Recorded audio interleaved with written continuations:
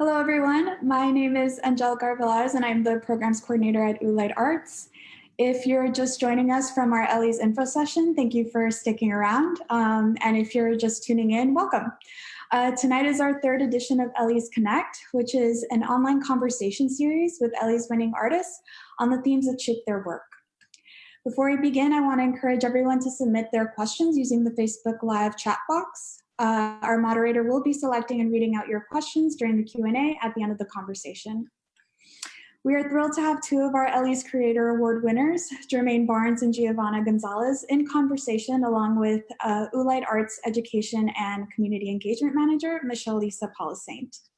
I'll read a little bit about each of our speakers and then we'll get started. Germane Barnes' research and design practice investigates the connection between architecture and identity, considers architecture's social and political agency, and examines how the built environment influences Black domesticity.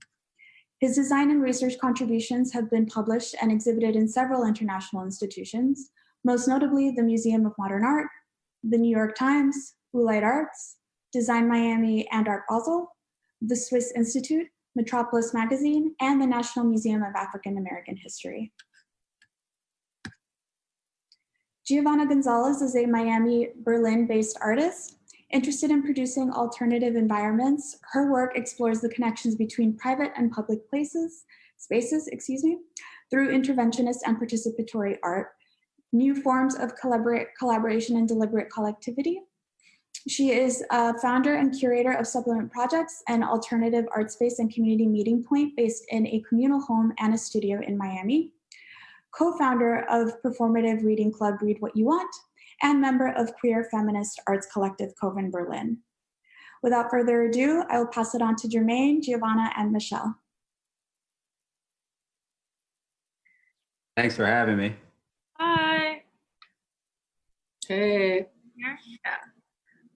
So welcome. So nice to see you all. Haven't seen either of you, I feel like, in a decent amount of time. Well, Geo recently, but yeah, you've done a good job of social distancing and quarantining yourself. Yeah. So This stuff is tough. What's that? This stuff is tough.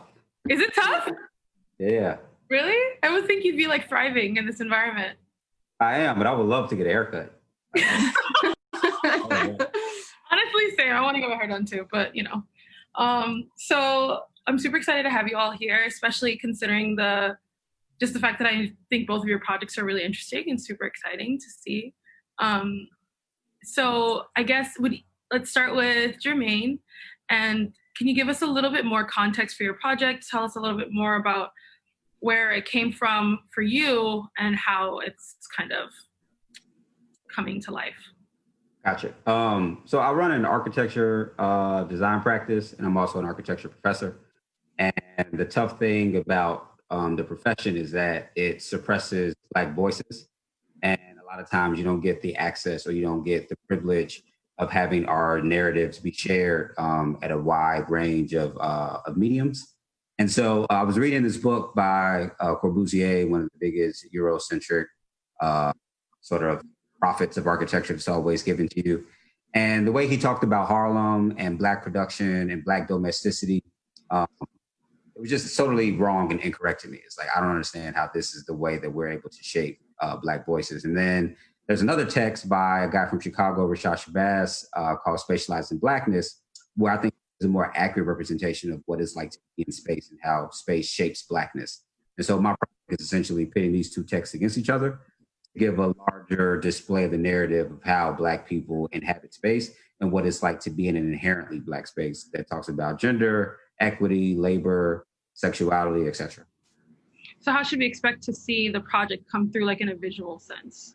So the idea is to make a large-scale public art installation where I'm actually deconstructing a Black kitchen.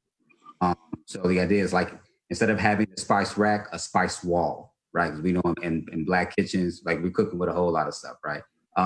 We do hair and we wash babies in the kitchen sink. So instead of a standard kitchen sink, how can you design one particular for that? Can the pipes that are used be augmented and produced differently to account for all the hair that might find itself inside of it, separate than water and these types of things, right? Think about all the stuff that we do.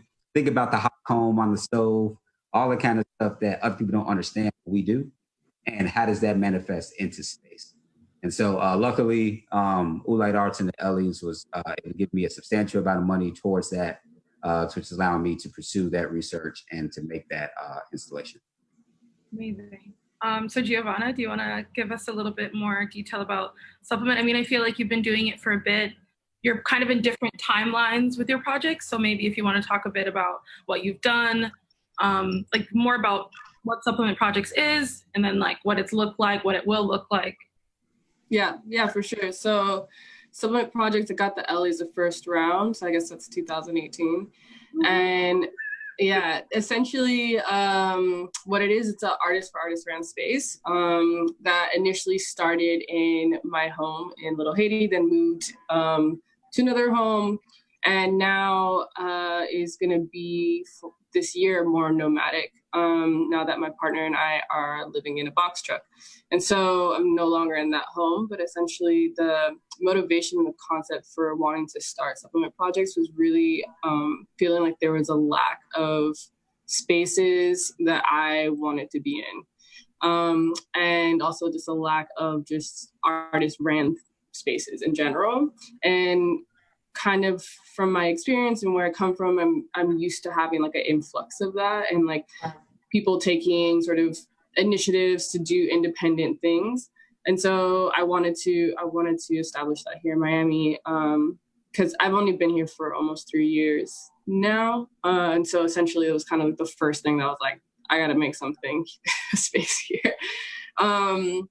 So yeah, and it's been really great. Like a lot of it does center around utilizing the domestic space as this space where I consider to be a place of like comfort and care and nourishment, as well as a way that where we learn a lot of our things, right? Either through friends and family, and essentially thinking about, in some way it's an experiment, thinking about, okay, if art was not in the white cube, but maybe in the domestic space or in other spaces, how does that shift our understanding or our relationship to the work and each other during that period of time? So that's kind of like what the basis of it came from. And so, yeah, for this year, the concept is that it will be more nomadic and kind of be in other homes, vehicles, empty lots, like kind of experimenting in that regard. So moving outside of the home and thinking about it in a broader sense. Cool. I mean, what do you think, I guess, how do you think the mobile space will shift the way you've been working with this project? Because obviously if you are in, say, a house, there's like specific limitations to how you can work, what you can put into it, you know, like this wall's concrete and this wall's not, you know, like different issues like that. How do you think that this shift to a more mobile living on top of the project being there as well, how do you think that will change? I mean, I think that like with all of these things, the parts that I find really interesting are the challenging ones. So it's like the fact that the space is really small and everything has its particular home, so to speak. But I think that like all of the services can be services to either have not just like 2D works on the walls, but like some sort of activation. So like, I mean, say for instance, for our housewarming, it ended up turning into like a club space, you know? So it's just like the whole entire thing can kind of take shape in whichever way that it needs to at any point in time. And Naja, my partner, and I, over these course of the last few months, we also started to do like a video series that's called Aesthetics of Mobility, which is the both of us just having conversations inside the home, our mobile home, and kind of breaking down like all the different components and how we got there, essentially. Cool. I mean, there's obviously some overlap in just you're both focused on a domestic space, but slightly shifting that. I feel like with GeoVanna's project, she's kind of pulling us into the domestic space, making us sit in it. Whereas Germane, I think you're kind of amplifying the domestic space as like an art object, architectural art object. Is that?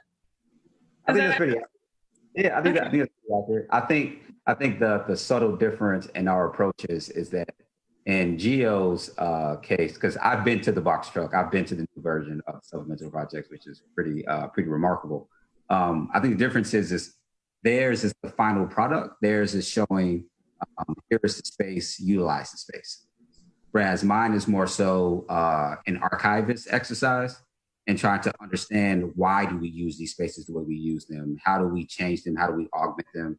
What is the Black ingenuity and innovation that comes from limited space? Because we know that a lot of times we're not given the same access to resources as other racial groups. So we have to be clever and do what we can. So the kitchen becomes 5 different programs in one. It becomes a library, it becomes an office, it becomes a dance hall, it becomes everything similar to something projects in the truck, in that you have a finite amount of space. You have to be clever in the way that you use it. You have to be clever in the way you program it. You have to be clever in the way you design it. So you're saying this project is more clever? Hers is. Basically. Hers is. Mine is more just like a passion project, if I'm being totally honest with you, right? It's like we use these spaces all the time. Mm-hmm. And we don't think 2 things about it. Like we experience space very clumsily, not very intentional. And if you ever get the opportunity to take a step back and see how people use space, it's a profound discovery, because you're starting to understand the nuances and the brilliance that your parents and your grandparents might have in the way that they maximize a small 2 feet by 3 feet counter to do a multitude of things, right? Just, wow, you were able to do this with that. What if I gave you a full pantry and a full cabinet? It's like, just think about all the things Black people could do. It would be so dope if they just had more resources. Ooh. Yeah. Not gonna Definitely. It's accurate. It's definitely accurate. Damn. Would you say, like, Germane, because I would say that, like, supplement projects for me, as well as, like, if we want to separate my, like, my own art practice, which I think they're like interlinked in a lot of ways, but essentially, like, I think about those same things when I'm approaching my other installation-based works. Would you say that, like, for each of the works and projects that you've worked on already, that's kind of at the forefront of, like, how you get there? I think so. I think there's a clear thread of the way that I work. Mm-hmm.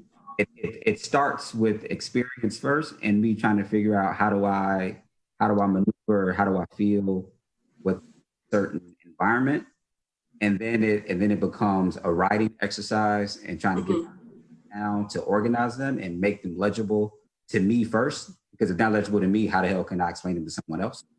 And then once I find a certain level of legibility, it becomes, how do I turn this into visual representation? And then that representation, I tend to work backwards. I try to figure out, all right, what's the story I'm trying to tell? Now, how do I get there? And I think that's the clear thing that you find in all the pieces that I produce, and all the architecture I create, and all the drawings that I make as well. Well, something that I think is kind of hard to, like, separate from, I guess, with this project is, like, thinking of, like, Black bodies, right? Like the body and how it exists within space. And one of the thoughts I have is about Geo, your show, The Body as a Centerpiece, that you curated. I guess, what's the best way to phrase this question? I guess, how do you expect people to move through these spaces? Because they're so different in scale wise. Like, I mean, obviously the truck lends you an opportunity to do a lot. If you, like, decide to be in a parking lot, you can blow things up to be quite large. But I guess, how do you expect people to move through these spaces? I guess starting with you, Geo, and maybe if you want to put in some context of that exhibition as well. Yeah, so I guess seen it. talking about what has already happened, the passive supplement, is, I think about, like, utilizing things like color and forms within the space to then help navigate how those things are. A part of it is also, like, thinking about the curating. So it's like the position and which work is where, and what is the first thing you encounter when you enter into the space. What makes you feel, like, curious enough to turn the corner and see if there's something there. And some of those things are, like, inherently tied to you know, what we do anyways, but like trying to make them more intentional, like through the works that I'm choosing. And like you were in that show and like you made a piece specifically that was like on the window, and it was like a fabric print piece that you can say maybe it's a curtain, but it's also a photograph, but it's also it's this thing where you're inside looking outside, and there's like a veil that's in between it, like thinking about the history of even like what the veil is as well. So there's so many different layers that you can enter into if you want to, as a viewer, within that experience, and also like utilizing video works with like the setup in the home, where it's like there's like the living room, there's sort of, you expect for there to be a TV, so what is on the TV? And for that show, it was a piece by Mel Brown, and it's a video piece. It's called The Ritual, and it basically is like a ritual of her doing like a head wrap over and over, and she's a poet, and she's kind of reciting her poem.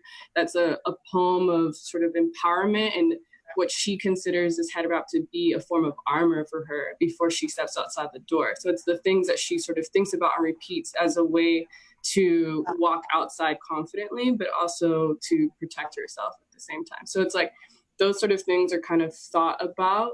There was also a video piece that was in the bathroom, say for instance, like everybody has to use the bathroom at some point. So it's like, and the video was being projected on the shower curtain, and it was like, in the film, the character, she was in the shower. And so it was like, again, this like double layered kind of experience that you're getting from, and even thinking, so she wanted it to kind of reflect her home in Puerto Rico. So like the soap that was there that you washed your hands with was the actual soap that her grandmother used. And she like brought it over from Puerto Rico and all this stuff. So like the whole entire thing is an experience, so to speak. So it's more than just a passive sort of viewer. It's like requiring you to kind of participate in it, whether you know it or not.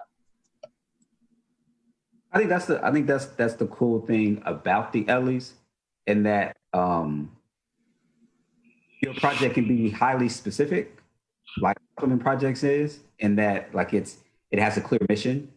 The artists that are displayed throughout that mission are obviously different, but it has a very clear specificity of those who are undiscovered or slowly building their practice. So like your early stage artists, because I was at the show that you're referencing right now. Like I saw it's a beautiful video, the Ritual video.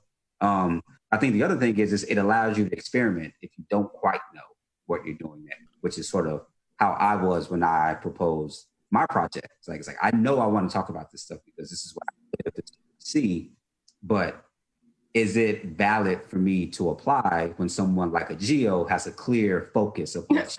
I'm just saying it's the honest truth. But I mean, luckily I got mine in 2019. You got yours in 2018. So we're both successful in that regard. But I think that shows the ambiguity that's good in the proposal and that's good in the application process, that allows you to find your way in and find your niche. And then in hopes that when you get that seed funding, you can then snowball and propel yourself forward into more work, into more things, once you understand what your process is. Yeah, I definitely think that the Ellies application is like, for a reason, semi-vague in comparison to other applications. Right. For sure. And I think it's really helpful for when I won too, because this project was something that like I'd been like thinking about, writing about and all, and just like wanted to see if I could do it, you know? I mean, I did, and that was cool. So it didn't feel like so much of this like process, because I've read enough grants of like other artist grants. I've applied for enough grants to know that like they're just all vastly different. I mean, creative capital is intense, like really, a lot of money.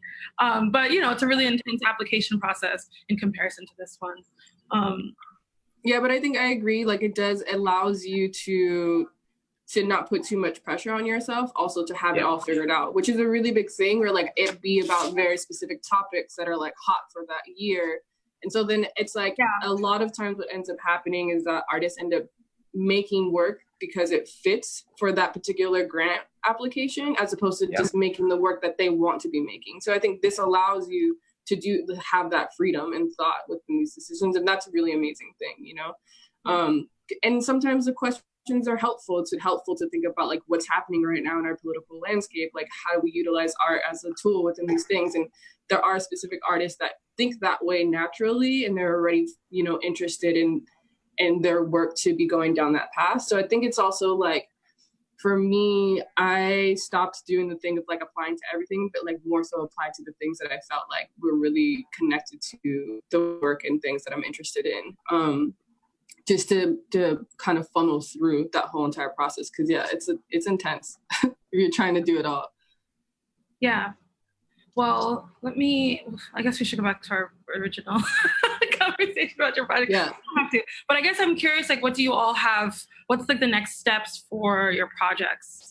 We talked about obviously we talked about like the truck and all that, but like, do you have any like specific exhibitions coming up? Anything that's like in the wind yet? Yeah, I mean, I have a few things, but I don't like to talk about it until it's like out. I guess it's also I'm technically working on something right now, and it'll be all public soon. That's what I can say. But yeah, it's mostly a lot of research that's happening, and a lot of dialogue, I think, more than anything, and not necessarily, at least not yet, like a specific exhibition in mind. Because Supplement Projects, it's more than just an exhibition space. It's also like a place for like workshops and programs and just conversations and gatherings. And so that's kind of where I'm at right now, specifically, you know, because of COVID as well. Yeah. For me, I'm lucky in that the stuff I'm producing now is actually going to be shown in the MoMA in New York. So that's where I will be showing the work that ULI has graciously contributed towards. So the money that they have awarded me has allowed me to be much bigger, much bolder, much more brave in my proposal for this reconstruction, this exhibition that was supposed to be scheduled for October 2020. Because of COVID, has been slightly pushed back. And once that's official, MoMA NYC will announce the new date. But if you go to the website, you'll see the Reconstructions exhibition. And the initial funding that ULI provided actually helped me to produce the first collage, which deconstructs the kitchen and the porch, which is the official image for the show. So I think their investment immediately paid off. So thank you. Thank you for that. And then the other thing is about that show is it's the first ever all Black architecture show in history. And it's a museum that has the oldest architecture department in the entire country. So it's crazy that you have a department that's around 400 years. You've never had an all Black show, but they do. And we have Miami in the house representing. So I'll be there graciously to show this deconstructed kitchen and kind of just sort of, as we said before, remove the veil and people how we utilize space and why we're so dope and why Blackness isn't a burden, but a superpower, so that you can kind of see how that stuff works. And then this fall in Broward County, doing some exhibition design for an all Black show around this neighborhood called Sistrunk in Broward County, which is a historically Black neighborhood.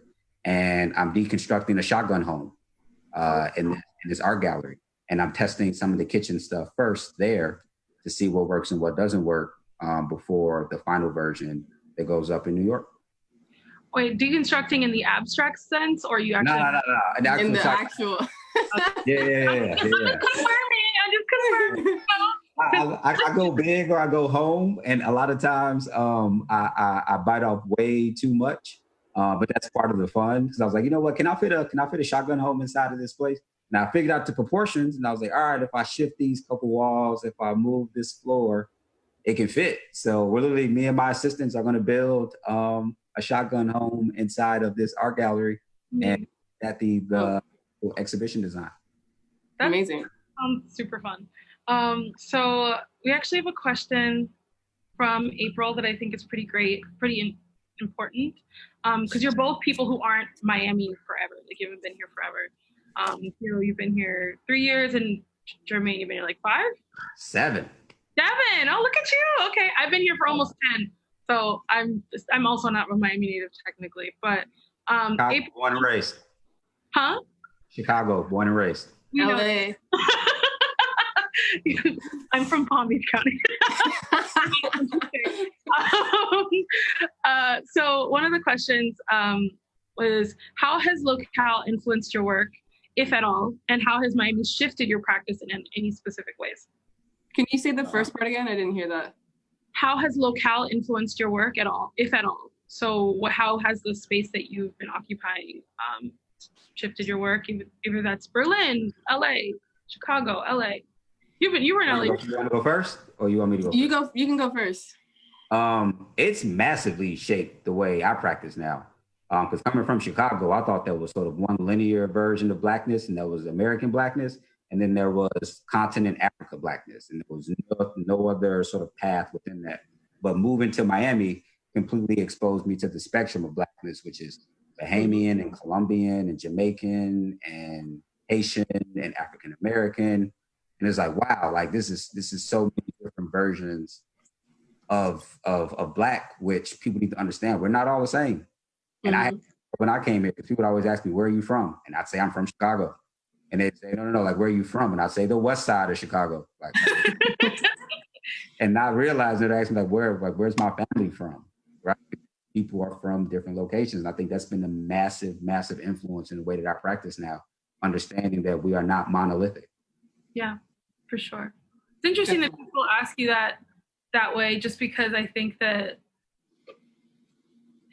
like a weird relationship that people have to like not knowing where like that history comes from, in a way that like, I don't know if it's fair to ask it sometimes, you know, like, so where are you from, like that whole energy can be, I don't know, for those who have like no idea, it can kind of be a point of contention and like pain, right. I think, to like have to think back to that. Like there's a certain privilege of being able to go far back as much as I can. I mean, even Haiti I'm Haitian, so like I can't go that far back, but there's still something really beautiful about having this like other home kind of that I can get to in a way that I think that people born and raised in the US with like history deep in these roots don't really have the opportunity to do that. So it is like, yeah, that's a rough question to probe, especially living in a city like Miami, where like everyone assumes a lot of things about you from the second you. Definitely. Especially 100%. Like, yeah. Geo? I get everything but African American here. Well, I've been asked that question my whole life. It's like, you know, where are you from? Where are your people from? Whatever. I do the same thing though to mess with people. I'll just be like, I'm from LA. Yeah, I mean, I think Miami has definitely influenced my work. I don't know if it's going to be so specific in the way that Germane kind of answered it, though. I think it's more like subconsciously, but like traveling in general and living in different cities is a huge part of, I think, my practice. And something that is important to me is to live in different places, and those experiences and relationships that I build and make and have inherently influence the work that I make. And that's something that I'm like a firm believer in. And so, yeah, I mean, I think Miami has given me opportunities that Berlin never gave me when I lived there. And the same can apply vice versa. And I still go back to Berlin. This is the first year that I'm not, but I'm always there for at least 4-5 months out of the year, because it's still my second home to me, you know, and maybe even more so than LA now at this point. Because a lot of my roots in my practice came out of living there specifically. Berlin. Yeah, I mean, Berlin, yeah. I think that like there's elements of Miami that I appreciate in the sense of the openness that's here, you know? So like everybody's really like, I feel like opportunities are easy and people are open to thinking about those ideas happening and helping. And yeah, I don't know. I appreciate the community that's here more than anything. Yeah. And that is like, for me, one of the strongest, the reason why I'm still here. Like from the first week that I arrived in Miami to figure out whether or not this was a place that I think I can like live for at least a year, I made friends and with people within the first week. And I knew like just in that moment, I was like, I can live here. And that's a very special thing that I don't think every city has, and it depends on who you are as a person as well, you know? But there are definitely, because of the community that's here, I automatically felt like home. So yeah. Cool. Well, so one question, I guess, to wrap up a little bit is like, how do you feel that like access to space has influenced like what you've created? Because they feel like your particularly supplement projects was created out of like maybe a question of whether or not there was access to space for us art and artists. And I think as Germane, as somebody who's like, I know how you ended up in Miami, but maybe you can kind of talk about how that like starting point kind of influenced where you are today with everything you're doing here in Miami. Sure. Gio, you want to go first? Yeah, that's for both of you. You can go first. Okay. I think my trajectory is directly tied to the access to space, because some of the early work I was doing in Opelika, the fact that that community embraced me with open arms, moving to Miami from Los Angeles, not knowing me from a can of beans, and allowing me to make incisions within their neighborhood was a big thing, and the access that was granted by the elders in the area was extremely important to my growth, because it helped me to find my voice, and it helped me to figure out what I wanted to do with architecture. And then I think the biggest thing is around access to space is that limited or that unlimited access to space shapes the way we produce things. Yeah. And I'm always trying to figure out, how do I display that production? And how do I show that if you only give somebody a small 300 square foot apartment, then they have to use their porch, and the porch becomes more important, right? Or if you relegate somebody to the kitchen based off of their gender, then you'll find more things tied to that gender within that space, whether you want to or not, right? And so for me, it's definitely about space. It's definitely about access to space, and then me trying to figure out how I perceive that and how I want to regurgitate it to the general public. Because one thing I don't want to do is reveal too many secrets so that it becomes appropriated. Right. Yeah, I mean, I think that specifically with supplement projects, but a lot of also the other projects that I've done, it is about once I'm given the opportunity to have this sort of access, I'm always about like bringing people with me. So like supplement projects started this, but there's a bunch of artists that I'm like working with or involved with or collaborating with for that thing. And then thinking about stuff like my installations, like Play Lay A, there's like a handful of artists at this point have been a part of that process with me, as in like collaborating and doing performances and programming side by side. And so, and really kind of questioning like this point of access, like within like public and private space. And those things can be both the same thing sometimes, you know what I mean? And so, yeah, and then it's a way to utilize my work, and then to kind of engage like an audience within like the participatory aspects of it. So it's, yeah. So it's always an invitation in that way. Amazing. This was a really nice conversation, even though I feel like we've all kind of at some point probably talked about this stuff, but it was kind of nice to do it publicly. Definitely. And it's good to see you. Yeah. It's nice. This is a weird time of our world, but thank you all so much for being so thoughtful. I do want to shout out one thing, since we've been talking about the Ellies all day. Myself and Ashley Artist are going to be doing Ashley Artist from Creative Capital. We're going to be doing a conversation called How to Apply. And if you're somebody in the audience who is having issues or confusion about how to apply to grants, how to make the best application that you can, this whole conversation is really about amplifying your grants. And I think it's important to mention that we're doing that July 8th, which is 2 weeks from ish. Yeah. So in 2 weeks, you'll have an opportunity. So if you want to wait to apply to the Ellies until you sat through that conversation, not to say that we're the perfect, like we're like gonna make sure you win, or you get the grant, but I think we both have enough experience to help with doing that. And so I just wanted to remember to say that before we close. But I really wanted to thank you, Gio and Germane. This was a really lovely conversation. Thank you. Thank you for having us. We could have gone on so much longer, but there's rules in life. So thank you. And thank you everyone who came and attended for being here. You're a really good moderator. Oh, Yeah. Yeah, you did great, Michelle. Yay! I always get so nervous about these things, so that's great. And Butter didn't bark one time. So Oh, damn. we win today. All right, Impressive. All right. Bye. Bye. Adios.